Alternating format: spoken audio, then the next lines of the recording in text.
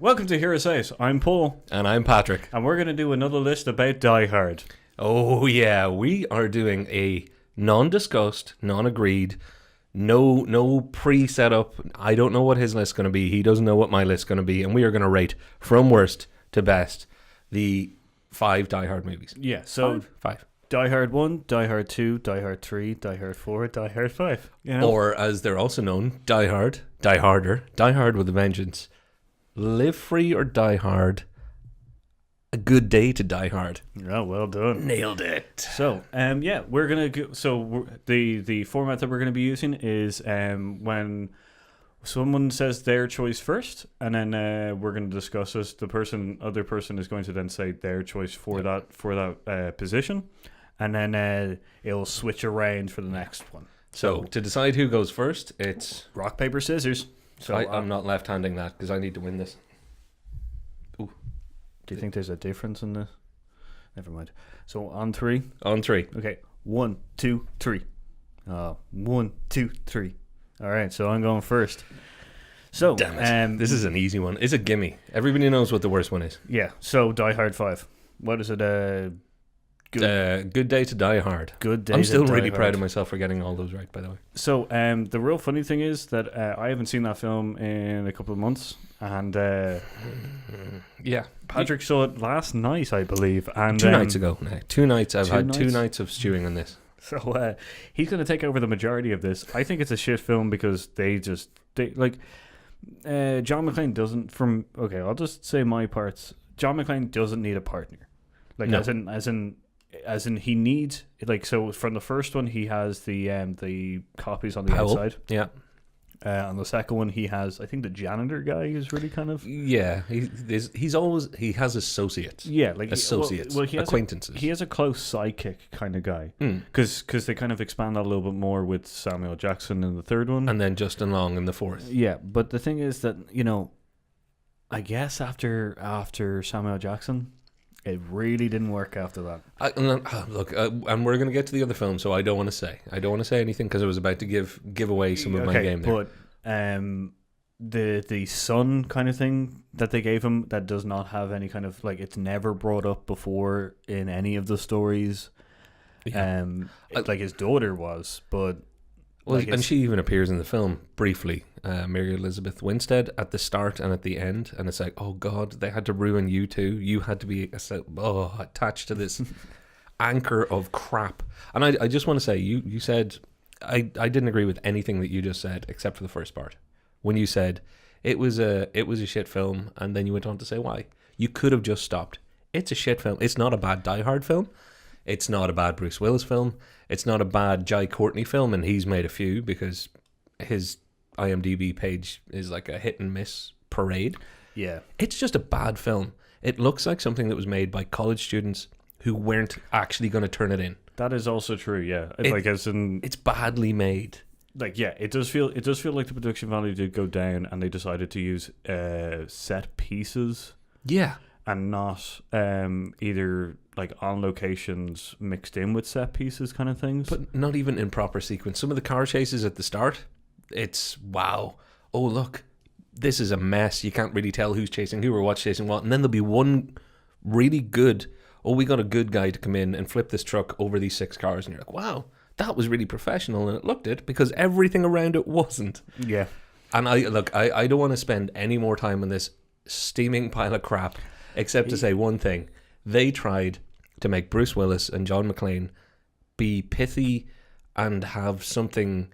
Every time he spoke, it was like, oh, he's going to be, Mr. Cool and a little sarcastic. Hey, I'm on vacation. Ooh. And if you watch the film, having watched it last night or the night before, they say Jesus or Jesus Christ or shit as half of their dialogue. And I'm not making it up. Actually, if you look in the description below, there's going to be a tally. I'm going to get the subtitles and I'm going to count it up.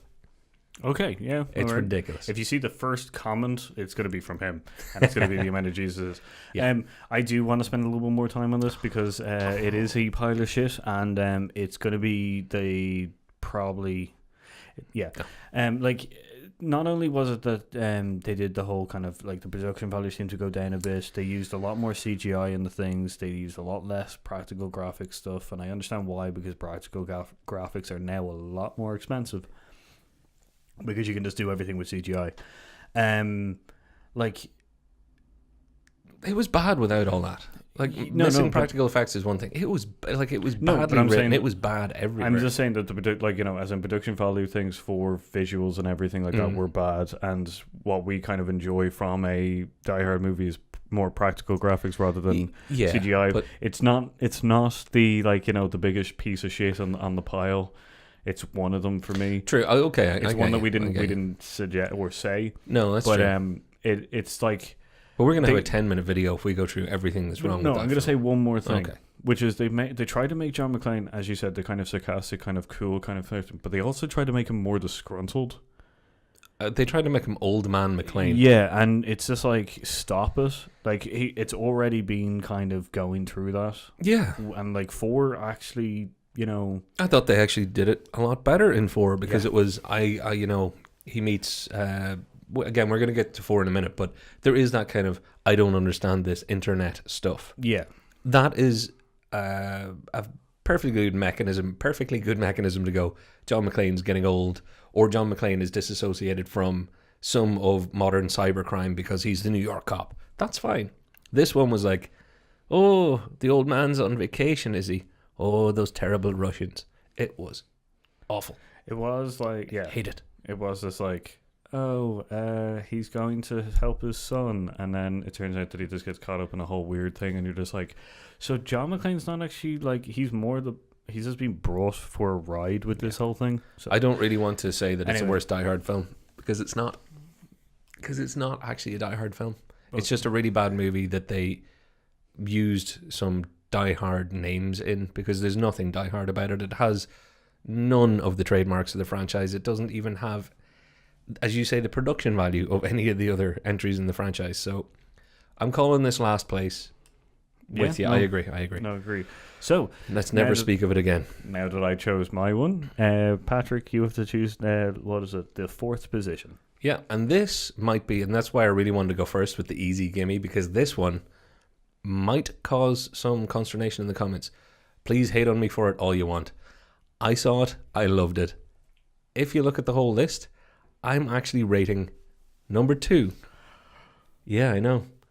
Because you were thinking 4, but it's Die Hard 2. Oh, you're upset because you're going to agree. Yeah. Oh, no. We have consensus. You know what happens then? Oh, this is real bad. Because I also was going to put number 2 on the 4th position. And we're supposed to be fighting. There's no fun for you guys at home. Yeah. It's all right, Bull. I'll throw a non-branded drink on him. No, it's Coke Zero. Yeah. We're not giving a shit about the drinking off camera thing anymore. Yeah, well, it just looks ridiculous. I will try and do it away from Mike though. So like, honestly, tell me, when we're trying to take a drink off screen, it looks like we're sucking an invisible dick. So I'm not. Just an off-screen dick, maybe not invisible. Now, the important reason why number 2 is 4th isn't because it's bad. It's because the Die Hard franchise has 4 films in it, and it's just the 4th best. Because it's not a bad film. It's the 4th best. Yeah. No, whereas the other thing is the first worst and not a Die Hard film. So, Can't be more clear than that. Yeah. The reason I'm putting number 2 second is because it felt... Like, I didn't watch them in the kind of... I watched them in order, but the thing was that I knew that there was a 3rd film. So if this ended the franchise, I would have probably felt worse about the franchise kind of thing. It wouldn't have been a good sequel. Yeah. If you had only 2 entries and it was the sequel, it would be looked much more harshly upon. Much more harshly upon. Yeah, because the whole thing is that it tried to reiterate stuff again, and... That's a big pet peeve with sequels. Is the fact is that you've built a character kind of thing, add to it rather than rather than concreting things already there. Yeah, it tried to recreate the formula, which is a very lazy way to do a sequel. Yeah, it really is. So we what's like the points that you would, the reasons why you kind of put this thing? Because I'm going to ask you villains in a minute about the villain kind of thing. You know what? One of the things I will say that I'd agree with you. It's because it's a lazy. It feels lazy sequelish because it is nodding to the first film as often as it can. But the thing that's different about it is actually the thing. Weirdly, having said that, is the thing that maybe bugs me most. Dennis Franz, who was famous at the time, was he? He was NYPD Blue at that stage. I think that TV show, maybe not yet actually. Not now, later. But he's playing the kind of airport security guy who's not taking McClane seriously. Yeah. You know, you're not coming in here with your New York City cop badge, blah, blah, blah. There wasn't a character like that in the first because Powell on the ground was his reluctant buddy at first, and then his buddy, and then his kind of, sharing stories with him. The way that they kind of brought him and the Dennis Franz head of security together was clunky and awful, and kind of, it felt mandated by some studio executive. None of the first film felt that way. Like, with the first film, you had that FBI, or not that you had the captain or something. The people who were going to storm. Well, not the FBI agents, because they're both called Smith, because everybody's called fucking Smith. It's the police captain. Yeah. And but the thing was that he actually had no control really over John McClane because John McClane was in the building. He had no interaction with him until the last act in the film, I think. I think he had... Well, it was well into the third act. Well, there's a massive explosion, and I think he messaged him going like, what the fuck? Yeah, but you're a long way into the film at that stage. Oh, yeah, no, I know. He's not introduced as principal cast early on. But it's like he had no real kind of effect on John McClane because John McClane was in outside of the whole thing, whereas the security guy stops him at some point. Yeah. And you're just like, it just I get that the whole cop thing is you need a captain who kind of gives out to you and tries to stop you, kind of traditional kind of thing. But fuck off. Well, okay, so I'm trying to pick on the bad things because I actually really like Die Hard 2. Die Harder. I don't like the alternate titles. That bothered me back at the time too. I remember because I loved Die Hard, and Die Hard 2 came out. It was like, oh, Die Hard 2, Die Harder. Like, oh no, don't kill the franchise. We're gonna do a feature thing where we talk about the weird naming of of films, because we just have the Predator come out when you've got Predator 2, Predators, and then the Predators. So don't forget Fast and Furious, The Fast and the Furious. Too Fast, they're out there. So we'll get back to that, but importantly, to close out on my pick for Die Hard 2, here's a good example of why it's not great. It was Die Hard films at that point. Die Hard was a Christmas movie. It was set at Christmas time. It was an LA Christmas, so there was no snow. Yeah. There was a very clear communication that it was Christmas. Like, it was... That's the worst Alan Rickman. Alan, I'm really sorry, man. Because he also... Yeah. Like, they had, Run DMC do... They played the right music. They got the point across. It's Christmas. It's about him and his wife, family, yada, yada, yada. Die Hard 2. Oh, yeah, we want to make it Christmas. Christmas is crazy in an airport. There's snow everywhere.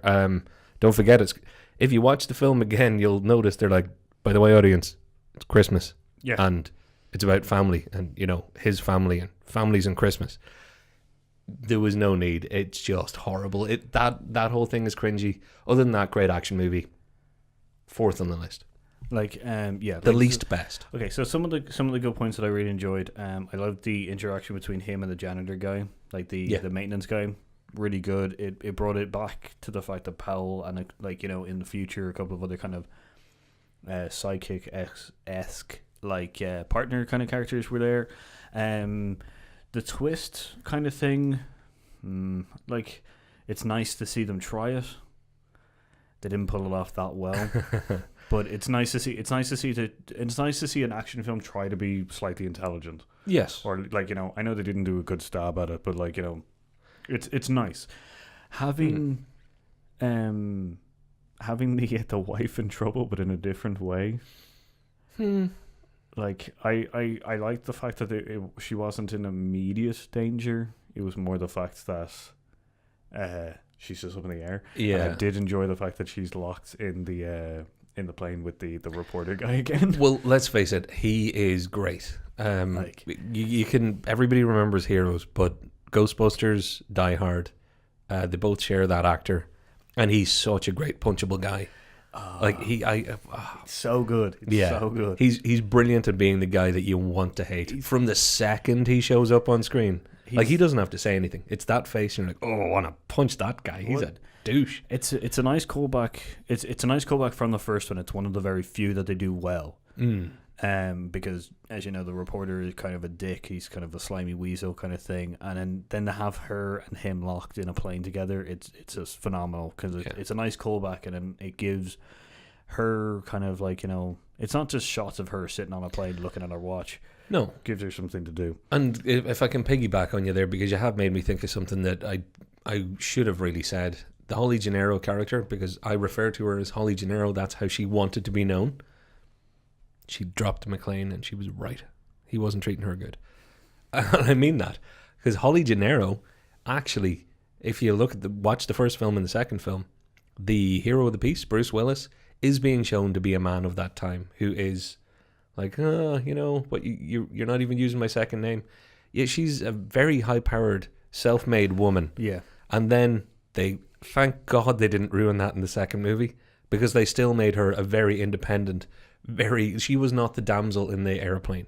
No. Yes, he was saving her and everyone, but there was no, she's trapped at the top of the tower and he's going to climb up and save her. Yeah. And thank God for that. So credit to Die Hard 2 for not screwing up Holly's kind of setup and story. So yeah, sorry. No, you want to hit me with a third worst best? Third best. I'm going to put Die Hard 4. Yeah, that's disappointing because I agree with Paul. Oh my God! It makes me feel uncomfortable. Mark it down. The date is. I even use this fucking hand again. Did you use the off-camera hand? Yes, mark the time, people. Right? I feel better agreeing with Paul now that he did that. Yeah, I'm a fucking idiot. I'm just gonna wave at you all now. Yeah, so the Die Hard 4, live. What was it? Live free or die. Live free or die hard. I enjoyed that film. Doesn't make sense. The way that they used the character a little bit more was better. John McClane kind of not knowing what to do with the whole kind of like hacker kind of stuff, bringing it into more kind of modern day stuff was good. Introducing him from like having a wisecracking kind of like sniveling kind of guy was interesting. Bringing in the daughter again is also interesting because it's better than having the wife back kind of thing. Yeah, and I thought that showed a little bit of consciousness to go, we are further on in time, and there's nothing better than first film is like get the reporter away from the kids and they were little kids. Fourth film, she's a grown woman, played well I think by Mary Elizabeth Winstead.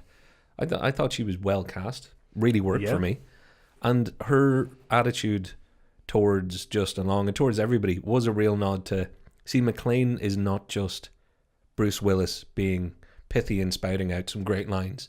There's a real this is a hardcore New York cop. This is a family. These are strong people. Holly's a strong woman. John's a strong man. Yeah. Like the kids are. Not to bring up the film that isn't in this list or should never have been on it. Jai Courtney, I feel sorry for you. You did a terrible job with a terrible part. But that's not a McClane kid. No, it wasn't. Whereas she was. So yeah, I'm down with that now. Yeah, like not to bring up the fifth one again, but he's like a CIA agent, and it's some bullshit kind of thing, and it's just like, oh, he's meant to be tough because he's a CIA agent kind of thing. You're a spy. You're a spy. Is that it? Whereas she's just his daughter, and she fucking sucker punches. Like it's so good.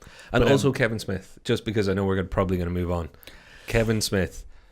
What? Kevin Smith. I really enjoyed his character. Oh, right. I thought you were saying no. Oh, great. No, I loved that Kevin Smith did what Kevin Smith did in it. I liked that they were, going to the was he referred to as the wizard? The wizard, yeah. Yeah. And it was that great.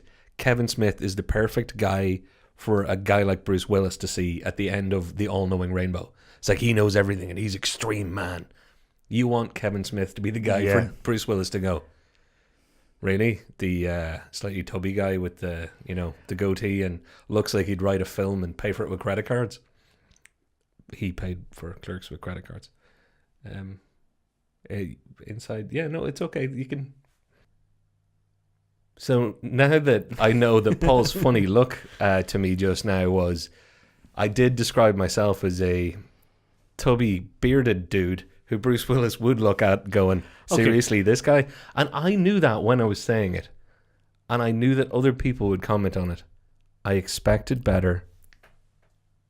I didn't really expect better from him. I'm sorry. I just expected you to, gut punch me with it quickly. Like, the thing is that, But no, he was great. He was great. Oh yeah, no, Love you, Kevin Smith. I really enjoyed the reveal of Kevin Smith. It was great because he was the man at the computer kind of thing. If we're using a Spider-Man reference, Spider-Man Homecoming, The kid at the computer. yeah, like but he's not also like apart from the first kind of meeting kind of part with Bruce or like with Bruce Willis. Where he goes like, what are you doing in my fortress kind of thing, and you're just like, Yeah. you're just like, oh my god, you could not be any more nerdy. But then it turns out that he's the man with the plan. He knows all the information that they need and everything, and it solidifies the fact that John McClane then suddenly turns around and realizes that like, this guy's the one that we really needed to work with. And can you timeline this for me? Is there any chance that, because that's I resemble Kevin Smith physically more. You may have more nerd cred than I do from a like living in a basement kind of guy. It's getting a dig in there. Importantly though, the fact that he does come through, and the idea was showing John McClane that nerds aren't what you think. And now, like, since that film, thank God, that portrayal hasn't had to be made as much, because everybody is like, yep, nerds rule the world. Yeah. There's no question. There's no like, ooh, that's a surprise.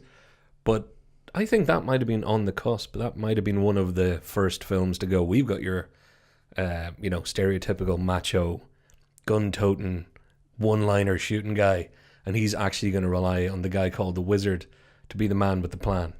I think it might have been at the start of that change in attitude. It was, but also just to go back to that film, it also showed Kevin Smith's nerdy kind of wizardy guy. Then it showed what's his name? Justin Long, the kid. Justin Long's kind of like he was great as well, by the way. He was, yeah, a little bit kind of more kind of active nerdy kind of guy, a little bit more social thing. But then it showed, we come in all sizes. Then it showed your man, the main bad guy. Timothy Oliphant, because he's a hacker in it as well, and he's a suave, sophisticated. I'm gonna go ahead and say it. He's a sexy man. Like, yeah, and so they showed like essentially cool. 3 levels of it. Yep. And the other thing was that they didn't just show like hackers, SQL or like swordfish fucking thing. Oh god, yeah, okay. They just decided. That's actually one of the best things that is. They decided to show like a tiny bit of the whole kind of computer thing. Yeah, but it was more based on hardware and some software kind of stuff, but they never really showed like a fucking screen. Nobody put in a backdoor password. Yeah, they didn't, try to hack a Gibson. But they explained it to McClane. That's the other thing. And they didn't do it. I could explain this to you, but you'll never understand. They had a few moments at the start so that Justin Long would look like a different type of fish to McClane. They showed them as people who wouldn't share the same pond, but they didn't go back to that every time. Yeah, they didn't. Which was great. They didn't constantly point at the kid. They showed moments in which the difference kind of really shows through, and they commented a little bit on it, but eventually it just becomes more of background noise kind of thing, where it's just like, okay, well, this kid is the only thing that's going to help us, so we got to do it. And I want to apologize. My mic etiquette has been terrible tonight. I've been licking my lips and making all sorts of noises for the the ASMR people out there who are just subtly watching videos from me doing that every now and again. Like and subscribe. It's going to be fantastic when I edit out that sound and he just seems like an idiot. Yeah, except maybe I'll do this week's edit. Now, no, I won't. I'm just not that good. Now, we have got to one brilliant point. It is the point where we now know that we're going to agree on the rest of the choices. Because we've done 3 films and there are 2 left. Unless you were about to surprise me with your number 2 pick. Or is it my turn? It's your turn. I did 4. I thought, because you plus 2 and the 4th position, which is I was surprised. So let's face it, it's Die Hard with a Vengeance. That's next up. That's the 3rd one. Well, that comes. We've done As in, it's the third film, but it's the second in position. It's the third film, second in position. Die Hard with a Vengeance is my pick for second, the second best. I'm so happy. You don't agree? I'm so happy right now. You don't agree? No. He doesn't agree. He's wrong, folks. I don't. Yes. I don't agree. Oh, that's all. You know what? Genuinely, I'm happy. Like he's wrong so often that I shouldn't be surprised. To be this wrong, kind of surprised because it's fucking Die Hard. But no, I'm like, because once again, you're saying that it's like, it's not about them being worse. No, that's true. Just Die Hard with a Vengeance. This is the better film of Die Hard. Okay, well, as in, like, Die Hard 1 has a special place in my heart because it is the first of the franchise. It is a fantastic movie. It really brings, like, some interesting kind of points to the action film kind of thing. It's classic as well as new. Yeah. So it's nice. Bruce Willis is this outstanding kind of an outstanding, portrayal of which goes oh my god, my brain's gone blank because I'm so fucking happy. Yes, John McClane. John McClane. He's such a perfect... set up as a perfect. He is John McClane. You can refer to a character as, it's a John McClane, or it's a Bruce Willis from Die Hard, as people would say.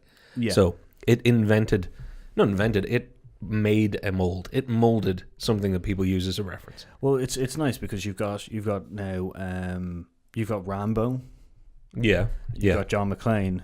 Yeah. And then you've got either, you got several from fucking Arnold Schwarzenegger stable. It's more Terminator would probably be the bigger out of those three. Maybe Commando, but more. I think Terminator's a little bit more. Some people it would be Dutch from Predator, maybe, but yeah. Yeah, but Dutch only shows up as in people who show up in multiple films. I would say the Terminator is probably the best one for. Yeah, okay, I see what you're saying. So the multiple film, yeah. But so yeah, Die Hard has a special place in my heart. I just think that Vengeance is just a better movie. Okay, well, it's time we know what number 2 and number 1 are. Here comes the fun bit.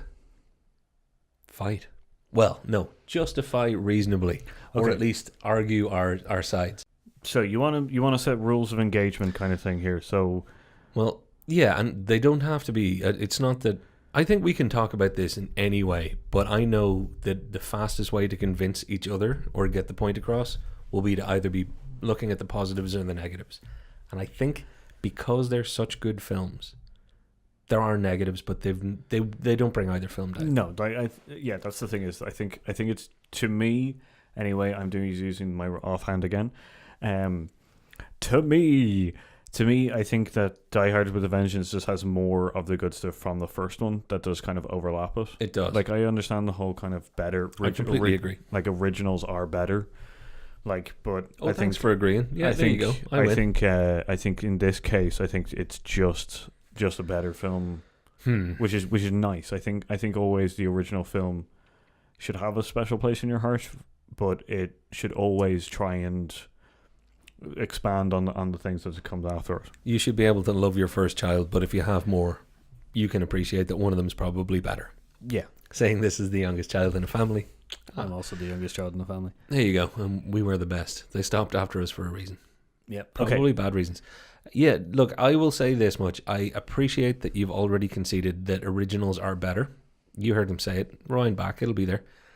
Except for in this case.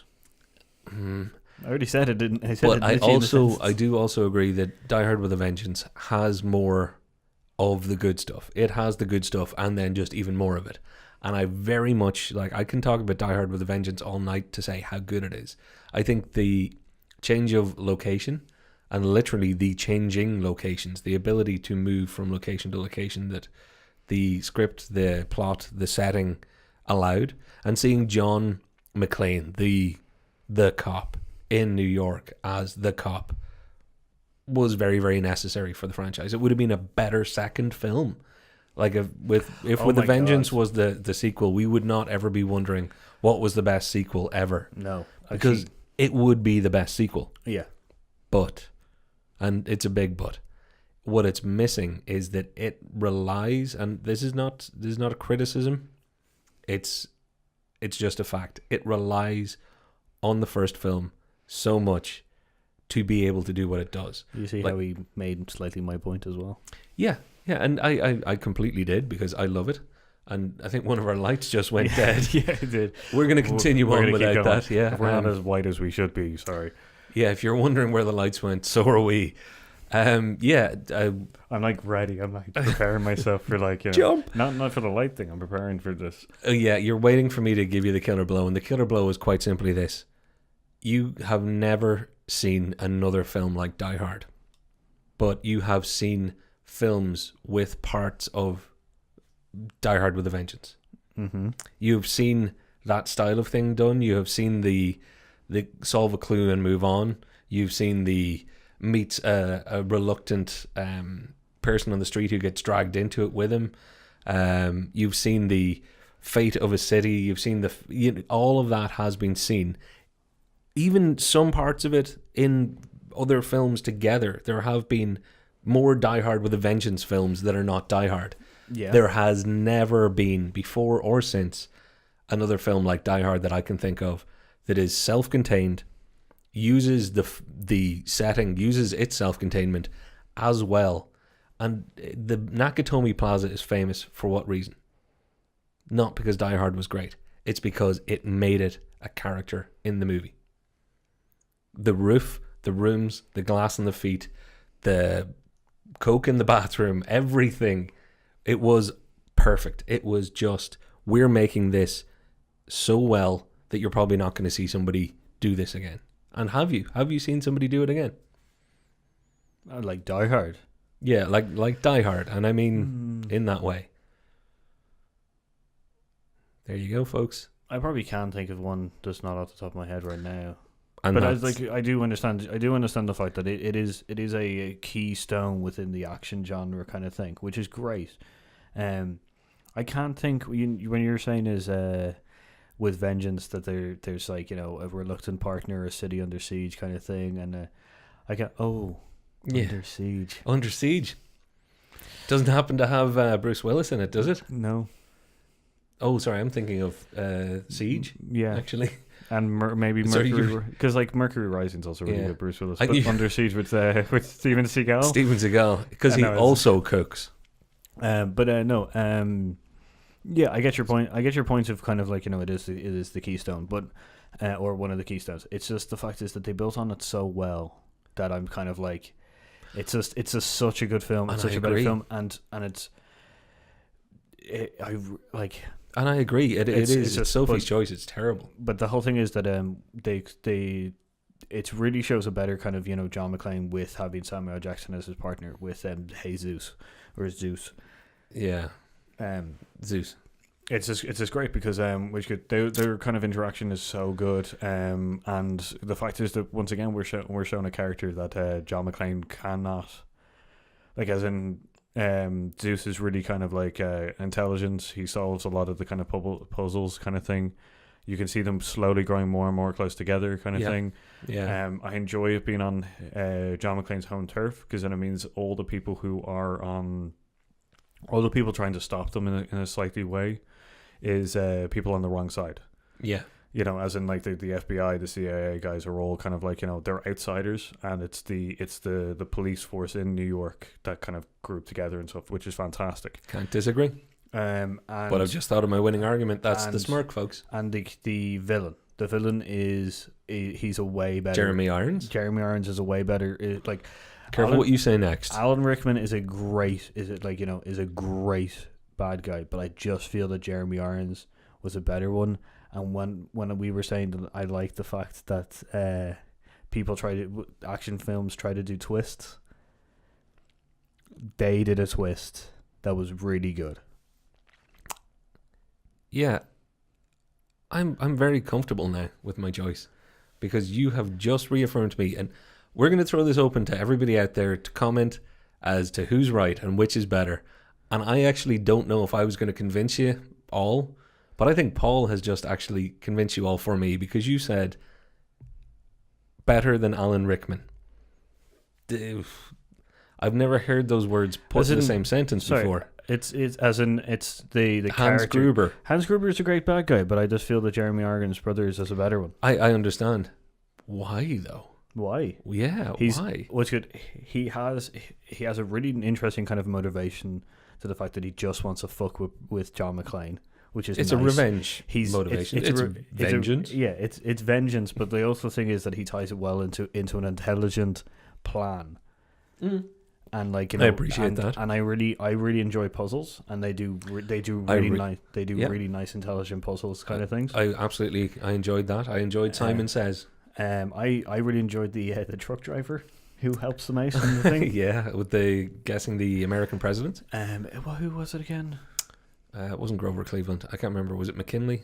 Yeah, but so it's essentially, for me, it was a roller coaster ride.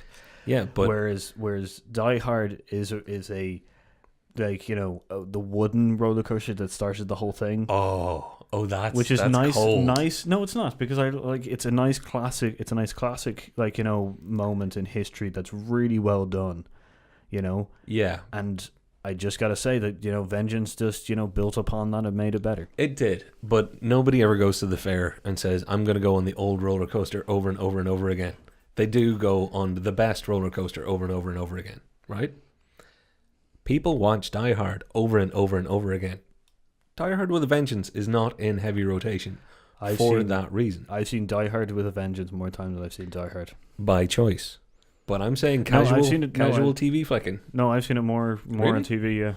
Oof. Well, I've seen we run in different circles. I've seen Die Hard more around Christmas time than Yeah. I've seen Vengeance, but I've seen Vengeance more rest of the year. times on TV. Okay, well, yeah, okay. I'm not gonna die on that particular hill. Like, don't forget that I'm saying that, you know, Die Hard is a really good film. I know I'm you just are, saying that and Vengeance is I'm better. trying to bring the fight out. But I you know what? I want to just throw it back to one thing that was said back at this much earlier in this, and that is Holly Gennaro. Okay. Well, everything that we've already covered as to why she was a great character, and it was a great way to show a character like John McClane juxtapositioned in the position he was of, you know, trying to win her back, maybe not win her back, all of that, and not diminishing her as just the female, you know, the female lead. Mm-hmm. Where's that in With a Vengeance? What, as in, where's the damsel in distress? That's it. She's not a damsel in distress. No, I apologize. She's a strong female character in her own right. So where is that? And I'm not saying every film has to have one, but we're trying to decide between two brilliant films, which is better. And I will say, in my column of pros that one has that the other doesn't, Die Hard has that, With a Vengeance doesn't. So it's the motivation that you're more kind of looking for? No, I'm trying to break all this out into all its component parts. Yeah, and I think there's a component that one has that the other doesn't. Yeah, but that's really come down to the motivation of, like, you know, like, as in, Hans Gruber takes over the building, like, you know, John McClane's wife. I'm saying it's another layer of the story. It's the same as saying that there's a difference between Samuel L. Jackson and Powell as far as sidekicks go, and I give you that completely. Because it's a story about him not phone calling. Wait, he phone calls at the end? Do you remember that? Yeah. Where he talks about the story where he hung up the phone and then didn't call back, and it's a great kind of... Because Samuel L. Jackson character constantly brings it, oh my god, there's a phone ringing because we're getting pizza. We'll be back after these notes. Hey, how's it going? We just had a pizza break, so we're going to get back right into it with some more arguments, and Paul being, you know, right. And Patrick being patient. Yeah. Not really. So we're getting to a point now where we've got to talk about... Essentially, we both agree the top two films are very, very close. Yeah. We both agree that one film has things that the other one doesn't have, and that goes both ways. We agree on that? Is that... Yeah, I like how you're... I'm building bridges here, olive branches to beat each other with in a minute. So there are things one film has that the other film doesn't have. Yeah. So we're probably not going to separate it by that. Importantly, the pizza is really doing a number on me right now, so this could get messy. The not in any sort of digestive way. That came out way too graphic. But what I'm going to suggest, so that we can close this out, you guys are going to give us your opinion. Anybody who's watching, please take the time to comment to say which side you're on, because we're going to lord it over the other guy, whoever wins. You know you're going to lose, so you're not going to lord it over me. I know you're a better person than me. That's all right. No, You don't. As in, Do you want to tell people you don't care for their opinion? no, as in I do care. Like I like to see what people say. You know, like which ones they feel is the better one. I just feel that I am going to lose because everyone's going to base it on nostalgia. I knew the nostalgia word was going to come up, and I'm not basing it on nostalgia. No, I understand you guys. and I know a lot of people will, so I will give you that. As in, I understand the fact that you're saying a lot of good points and stuff that they do Die Hard well.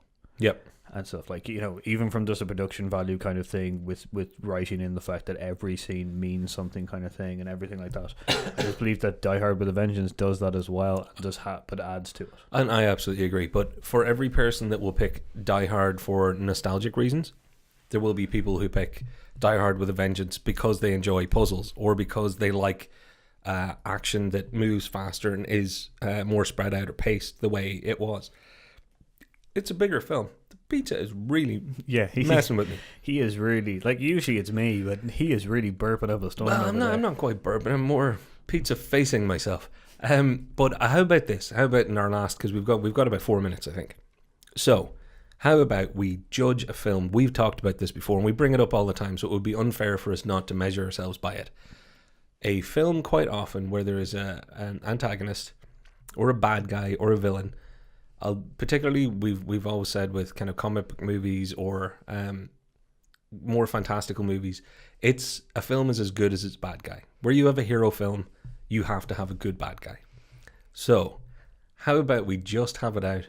Which film has the better bad guy? Because I know you very much like Jeremy Irons. We were talking about this downstairs, and he was saying that this is the way he's going to win the argument.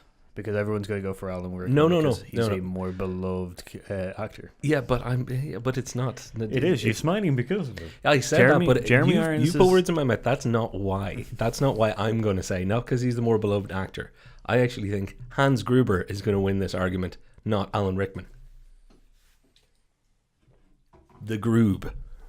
Yeah, I don't think so. I think a lot of people are going to base their argument or their love on it because of Alan Rickman. You don't have to worry about other people. It's just us here now. You're safe. I know. You're safe. I know, but you're waiting for the comments and stuff. Okay, well then let's forget the comments. Please make them. I'll read them. I'll keep them away from him. Also, we don't have 4 minutes. We're definitely going to go over. Okay, we're going to go over. Okay, so we're going to do it on see. So Gruber versus Simon Says. See, I think you should also do is, if we're going to do it that way, we should also do moments that are definitely John McClane. Okay, well, actually, then maybe if you want to hang it around John McClane. No, as in both, because as you said, a film hangs on a hero and on a villain. Okay. Well, then how should we do this? So we'll do the villain first. So yeah. We've got Jeremy Irons' Simon, and we've got Alan Rickman's Hans Gruber. That was my burp.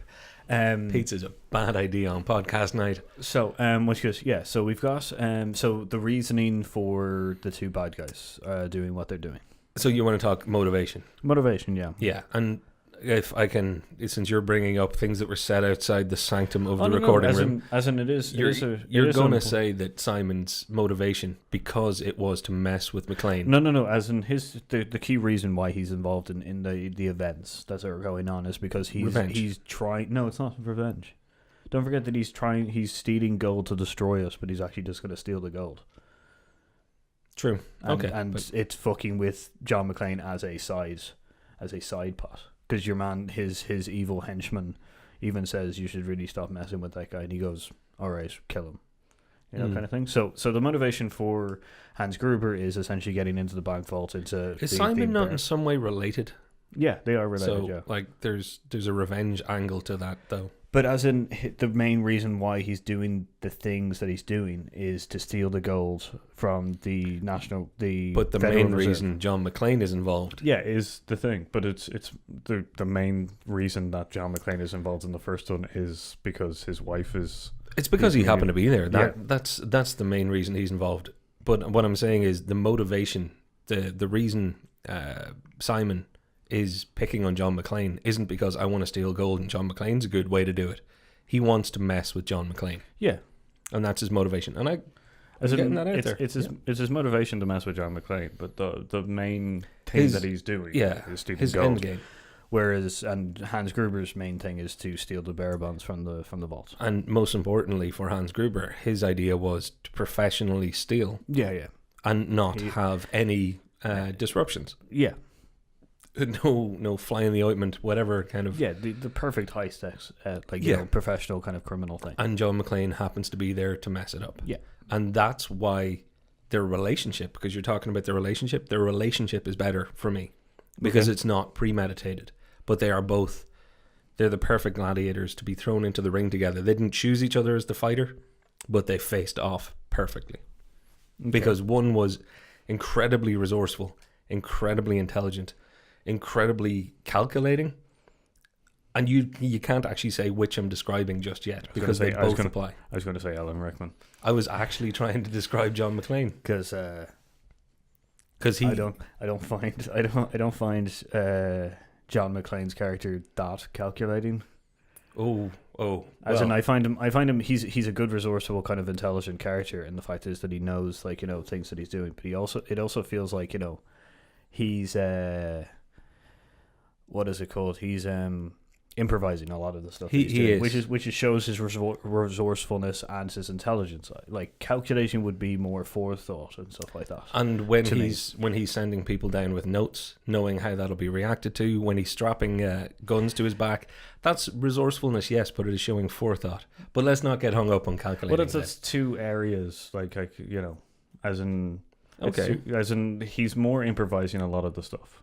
You know, like you can and they both are. But again, both of your antagonist and your protagonist are great mirrors of each other in those areas. Neither one of them planned on being in this situation the way it's happening, and they're both perfectly executing the back and forth of, if you're going to do that, then we're going to do this.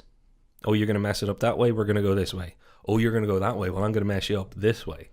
It's a real ding-dong battle, and I think that's why their relationship is better. And that's, again, this is all opinion, folks. Oh, yeah, no, I know. Like, I like Simon because he does have the forethought of, like, I'm going to mess with John McClane while I'm doing... Because, like, he will... It's not just about messing with John McClane. He does kind of, like, pull the rest of the New York Police Department into it. Yeah, it's at a grand scale. Yeah, kind of sideline them a lot with kind of, like, you know, bombs and stuff like that. It's an ingenious plan. There is no doubting his plan is fantastic, and there's no doubting that the puzzles are a great mechanism. Yeah, but it's not just the puzzles, because, like, the puzzles aren't just, you know, the sole reason why I really like that kind of thing. The fact is that it pulls in the police departments, and it's misdirection a lot of the time. Yep. And it shows a really kind of intelligent kind of character, and it does do a callback to the first one with Simon being, you know, Gruber's brother. And again, everything that you can say about Simon there, you can say about Gruber. Yeah, he's pulling in the FBI and shutting down power grids, using that to his own ends, being clever, misdirection. So I don't think we're going to separate them on that. No, motivation wise, I don't think we're going to separate them.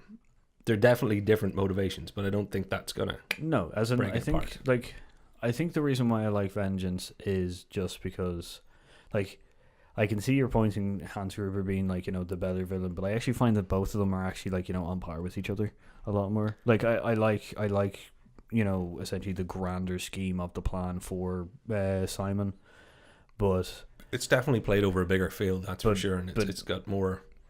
As you said, the Nakatomi intricacies. But you show that the Nakatomi Plaza it's more of a stage rather than I don't find it more. It's a crucible. Yeah. Yeah. So, like, it's just that like, I don't know what it is about Simon. Like, I think you respect how clever he is, and I absolutely get that. I also think it's that line that he says when just before, like, he's supposed to be killing John McClane, when he goes, you know, your brother was an asshole, and he looks at him really seriously. He goes, he was an asshole. You to get his number, kind of thing. It's just I feel kind of more. That's a nice, like, you know, it's a nice kind of, like, you know, stepping stone between the two characters, you know, kind of thing, because he feels like he's going to win. You know, your brother was an asshole. Yeah, he really was an asshole. He was an asshole. You got his number. I think we're going to end it Yeah, I think we'll do like any good jury. We'll do closing statements. Maybe we'll give just a small statement. Okay, and then a submission statement. Yeah, and then we would love to hear what you guys thought of the two movies. Yeah, and I think as far as it goes, where everybody can tell, we both agree that there is very little to choose between these two movies. Yeah, I think the problem might actually have been the whole time that they shouldn't really ever be compared. I don't think they take comparison well, because they are doing everything that we've brought up are differences. Maybe not advantages or disadvantages, just differences. Yeah, like as in it's a like the villains are really good, which could the everything is kind really of, good. John McClane is John McClane in both kind of things. Just it's you give a little bit more kind of like back and forth in Vengeance, and then you have like a lot more kind of character kind of development in the other one, and there's tons of things that you could compare, but you're going to find them that they're very close to each other anyway. So yeah, and I guess maybe to close it out, one of the key things for me about the reason I edge Die Hard ahead, and this reason has changed as the conversation has gone on. To put it simply, not only is it the film that sets a standard, but because of the happenstance nature of the meeting between all of the characters in it, all the way down to the limo driver downstairs, there is a tension built of almost anything could happen next, and that's one of the things I enjoy about it, and it's one of the things that doesn't exist in Die Hard with a Vengeance to the same level. There's more of a through line to it, and because of that, there is more of Die Hard with a Vengeance. Die Hard with a Vengeance is definitely the bigger, more rounded film. So I'm definitely with you on that. I guess I just enjoy it's the stage play almost. It's the fact that it's leaner, meaner, sharper, and that's the John McClane that I think is the distillation of the character. But it doesn't mean that Vengeance isn't good. Oh yeah, no, we've already kind of said that we both agree that both of the films are very close and stuff like that. So we don't really need to go into that. It's just as I said, I just believe that Die Hard with a Vengeance is just built upon a really already nice foundation and stuff, and just gives you more. Yeah, So like, and it's it's nice to see John McClane on his home turf and stuff, and there's some interesting kind of plot lines and stuff that I just really enjoyed. And that's it. Even there in our closing statements, it's like, I enjoy the fish out of water nature. It's kind of like it's what it breaks down to is really kind of like just or like taste in certain kind of aspects of the movies. Oh no, and it also could change. Like in a month's time, I could feel slightly differently. I don't think I will, but. Like they're so close that this is one of those ones where it's like, from I love you both. From other videos, you'll see that the fact is that even in the middle of these things, we can actually end up changing our mind because the other person brings up a good point. So and this one is extremely close at all times. Yeah, like as I said, it's just Vengeance is, to me, is just a little bit ahead, and for you, Die Hard is a little ahead. Yeah. So, and I think importantly on that note, tell us what you think is ahead. I know I've said that a few times. We're not gonna decide a winner based on that. No. Yeah, we are. Yeah, we are. Patrick is I'm not because I know that thanks to all sorts of reasons, people are probably going to pick Die Hard. But if anybody can really give a good reason that we haven't come up with, it'll be really, really funny now. Everybody will vote the other way just to. It'll just be interesting for the fact that because we're all expecting Die Hard to win, and then suddenly Die Hard with a Vengeance wins. Or Die Hard 2 wins.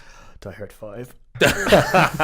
If that happens, just go away. If you don't want any of us to be smug, Die Hard 5. Well, there will be no smugness, but what I'd love to hear is the thing that we haven't thought of, or the thing that we haven't said.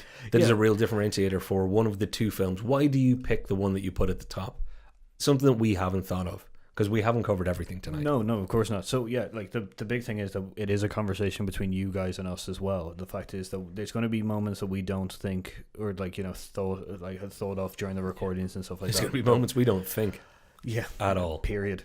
So yeah, I'd really like to hear your thoughts on kind of like, Vengeance, Die Hard, some of the other ones have kind of like, maybe you like, Die Hard 4 better than the other ones and stuff. We'd love to hear your thoughts. So I've been Paul.